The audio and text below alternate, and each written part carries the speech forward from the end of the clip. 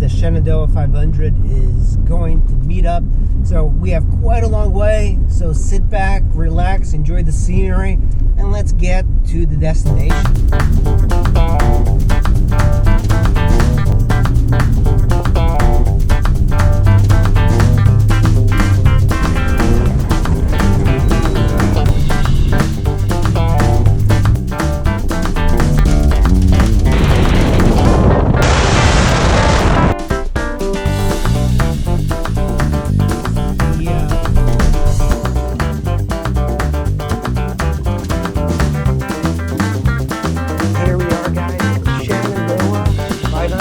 Hopefully this bike is not going to disappoint.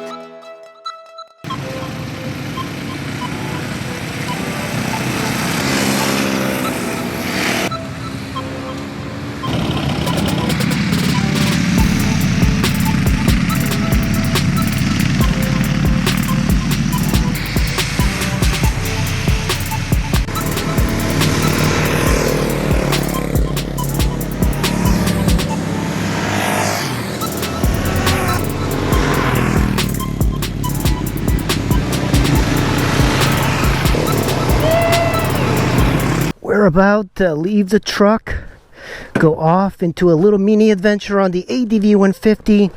You know, when you're riding a small bike like this, it just feels like a great adventure. I've never taken this bike on trails and roads like this. And gravel. So if a Subaru can do this, I can do it. Whoa.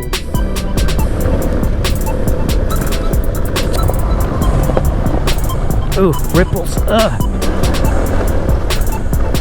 don't know what the Shenandoah 500 is. It's kind of like a dual sport ride, and they have two sections, level A and level 2A or double A, which doesn't make sense. They should just call it like beginner and advanced.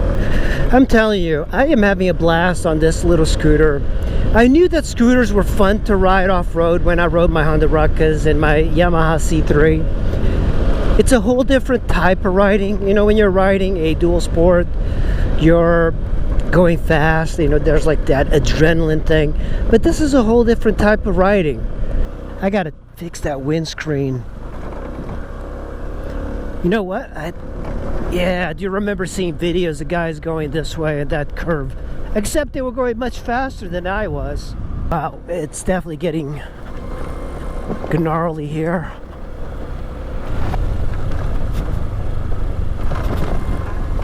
Oh yeah, that's what it is. It's the ABS, the pump kicking in, even though I'm not using the brakes.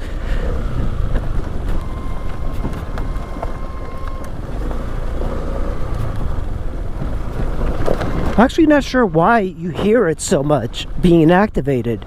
So I hear this is popular, so let's go and check it out. I think that's where these guys came, and they say that this is actually a pretty good spot for camping. You see that? Nice.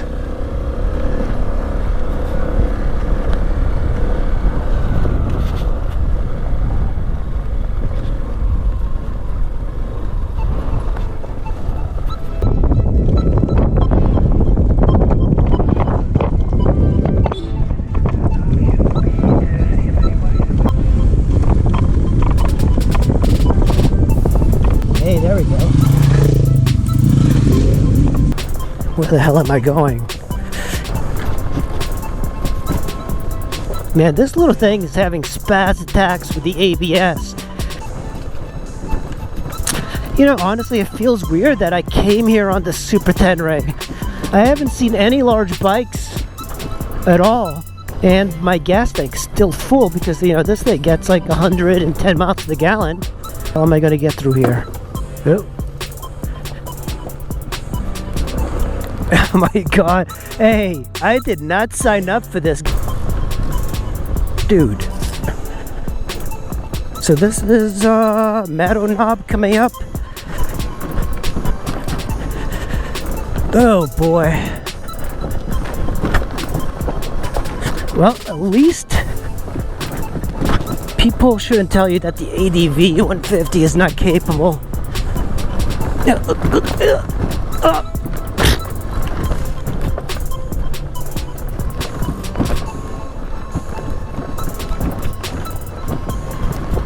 Hey, look at this guy. What's up, buddy? That sounds like a powerful motorcycle. You want to trade? You want to trade? You think this is easy? You think it's easy on this bike? No. Oh boy. Wetness.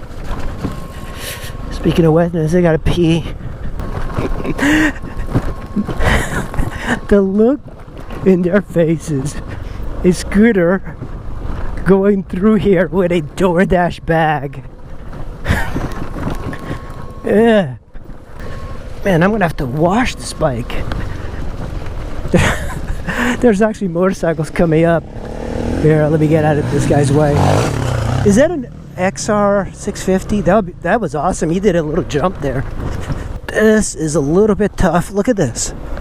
Rocky terrain here. Oh man. That was the worst terrain ever. Wow, that's cool.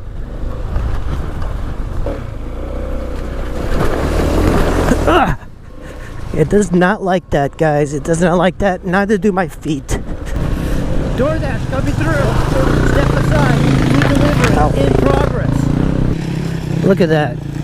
Yamaha. Wow. Look at all the bikes coming through. KLX, KTM. That seems fun. Alright, I remember going through here. It was a big creek. I'm so glad there's no creek crossings. I guess this is our first creek.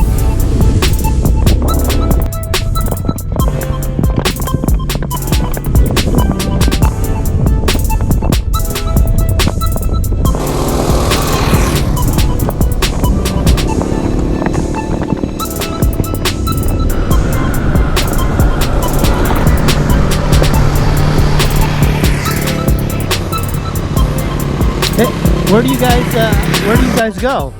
That's what we're trying to figure out. We're trying to figure out now. We're right pizzas or something? We're trying to figure out. If you want pizza, I'll go and get it for you.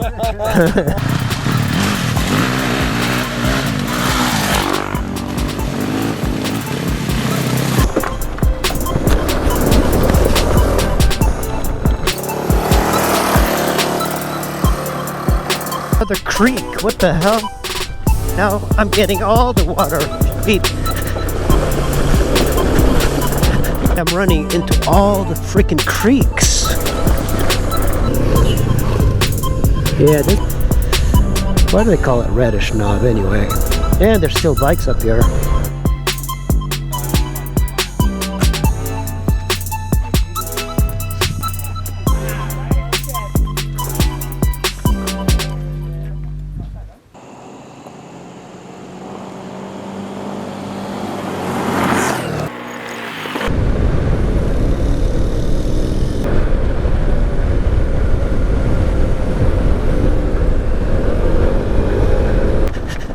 And rocky. Jesus. All right.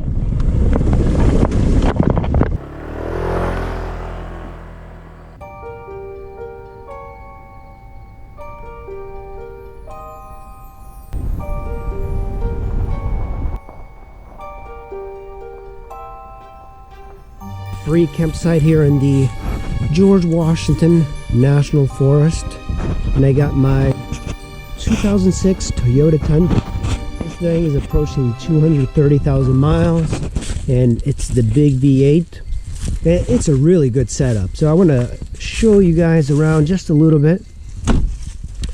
4 doors. That's my setup. I got one of these inflatable cushy things. Well, then I got some blankets, and I got the cover on this, so I don't have anything, so I don't have any work stuff. It's all empty. I cleaned it out just for this. I'm starting to get some wear here in the tailgate. I got some dents. That's okay.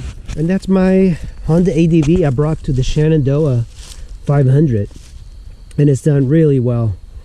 So I got the motorcycle hitch. This is a 600-pound version. Space, you know, you definitely can't have 2 people in here, but look, that's a big back seat, so I'll be able to kind of curl up a little bit. The one downside is that my differential is leaking. It's been leaking ever since I bought it. But you know, people don't understand, like, why get a old V8 like this as opposed to like a newer 4-cylinder, 6-cylinder. If I was to get a Tacoma, it would cost much more than this. And you can get one of these Toyota Tundras with 200,000 miles and they're still pretty much brand new. Like, the engine is, as long as you change the timing belt on these. The other newer versions, they have a timing chain. So I think it's the 5.7 has the timing chain. This is the 4.6 liter V8. I am in the back. I got the lights on, and this is actually pretty spacious. This cushion thing works well. I can't flat, you know, I can't like extend myself, but these seats are so wide that it works really well. And one thing I like, right here, this nice window. You can see everything, including my bike. It's 7 in the morning. I just woke up kind of dark. The only thing that was uncomfortable is the it got cold. It got really cold. So we finished the Shenandoah 500 on a scooter. Well, it is not the perfect vehicle, but if that's all you have, as you can see, it's fully capable. And I believe we went on some of the harder trails by mistake, going the opposite way, which I don't recommend. But the bike did fine. Remember, it's got a 14-inch front tire and a 13-inch rear tire. The only modification I made was that I put a 150 rear that's taller, and that lifted up the entire bike. So I gave it a little bit more clearance. Now, I did hit a little bit of the undercarriage, the plastic, and you hear it, and it doesn't sound great because there is no bash plate on it. But this is not a dirt bike. So a dirt bike would be much easier to ride in this sort of terrain. It would be a no-brainer to bring the CRF 250 or 300 onto the Shenandoah 500. But a scooter can do it. You just have to be patient and go nice and slow. Luckily for me, it did not rain here very much, so all the creeks and all the rivers were pretty much dry. So I didn't have the worry of, this is the airbox. So if I ran the water up to here, it would suck water into the motor. Not a good time. And also, because you have a CVT, if you do drown this in the water, it's going to lose power. It's going to be slipping. So that's something to keep in mind. The ADV150 has got a little bit more suspension than the average scooter. And it's something that I didn't even know it was missing. You know, it's kind of like when you find pizza and somebody makes a brand new pizza. It's like, oh yeah, that's what I was missing in life. This was incredibly fun to ride on these trails. I could pick my way around trails. Makes it so you can really pick your lines and go over rocks and boulders. You don't have to worry about dropping it because all the weight is very low, as opposed to a dirt bike with the engine being up here, the gas tank being up here. So when you have a scooter format, you have the limitation of limited ground clearance, but the weight of this is all down here, including the motor, which is all here in the transmission. This makes it a very easy bike to ride. It's got tons of plastic, you know. I would even love a Honda Ruckus to ride in these trails. You just have to realize that you're going to go very slow. But having a CVT automatic transmission is just so easy. You don't have to worry about shifting. You just give it gas and it goes. So all in all, that's the Shenandoah 500. I hope you guys enjoyed the video. If you did, give me a like, subscribe for more content like this. Thank you for watching, and I'll see you in the next one.